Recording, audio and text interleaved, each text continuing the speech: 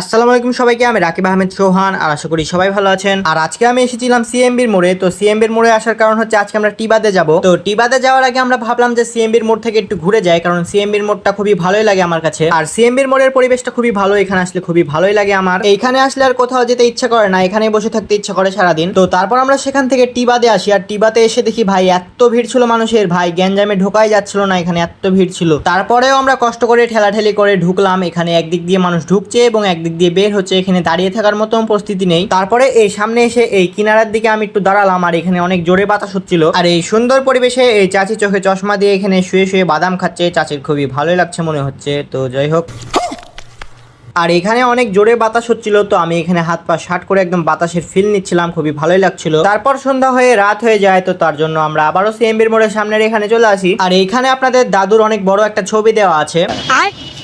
জায়গাটা খুবই ভালো, তো আমি এখানে দাঁড়ালাম, কিছু ছবি টবি তুললাম। আর এইখানে কিছু ফ্যামিলি টিকটকার ছিল, তারা এখানে ছবি তুলছিল এবং সবাই মিলে টিকটক করছিল। তো তারপর সেখানে বেশি সময় নষ্ট না করে আমরা এখানে আমাদের সাহেব বাজারে এখানে আবারও চলে আসলাম। তো এইদিকে আসার কারণ হচ্ছে আমরা এখান থেকে ডাইরেক্ট নিউ মার্কেটের ওইদিকে ওমর প্লাজায় যাব। আর ঈদের সময় এখন কোনো রেস্টুরেন্ট বা হোটেল খোলা নেই, আর ওমর প্লাজা সব সময় খোলা থাকে। তো আমরা ভাবলাম সেখানে গিয়ে কিছু খাবো, কারণ আমাদের অনেক ক্ষুধা লেগেছে। কিন্তু এখানে এসে দেখি ওমর প্লাজাও অফ হয়ে পড়ে আছে। তো আমার অনেক মনটা খারাপ হয়ে গেল, কারণ আমরা অনেক আশা নিয়ে এখানে এসেছিলাম। এখন এখানে ওমর প্লাজা বন্ধ হয়ে থাকা স্বাভাবিক, কারণ সবার তো ঈদ আছে, সবাই ঈদ পালন করছে, ছুটি কাটানো স্বাভাবিক। তো যাই হোক, এখন তো আমার মনটা অনেক খারাপ হয়ে গেল, কারণ আমরা অনেক দূর থেকে আসছি, আমার অনেক ক্ষুধা লেগেছে। আর এইদিকে সব রেস্টুরেন্টও বন্ধ, আমরা এখানে অনেক আশা নিয়ে এসেছিলাম। তো যাই হোক, ব্যাপার না, এখানে আমরা কোনো উপায় না পেয়ে আমরা এখানে পদ্মা গার্ডেনের এখানে চলে আসলাম। আর এখানে পদ্মা গার্ডেনের আসার মানেই হচ্ছে এখানে ফুচকা ছাড়া কিছু পাওয়া যাবে না, তো এখানে ফুচকাই খেতে হবে এখন। আর এইদিকে আরাফাত খাওয়া শুরু করে দিয়েছে।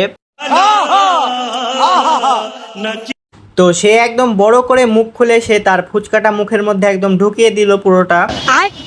আর এইদিকে আমি চুপচাপ বসে আছি, কারণ গার্ডেনে আসলে আমার এইখানকার ফুচকা একদমই ভালো লাগে না। তো তারপরেও আমি এখানে ফুচকা নিয়ে বসে আছি, আর আমার ফুচকা খেতে একদমই ইচ্ছা করছে না। আর এইদিকে বন্ধু আমার ফুচকা খেতে খুবই ব্যস্ত, খেয়ে যাচ্ছে সে। তো সে বসে বসে ফুচকা খাক, আমি বাসায় চলে যাই। তো আজকের ভিডিওটা এ পর্যন্তই, দেখা হবে পরবর্তী ভিডিওতে। ততক্ষণের জন্য সবাই ভালো থাকবেন এবং আমাদের পেজটিতে যারা নতুন তারা অবশ্যই ফলো দিয়ে যাবেন।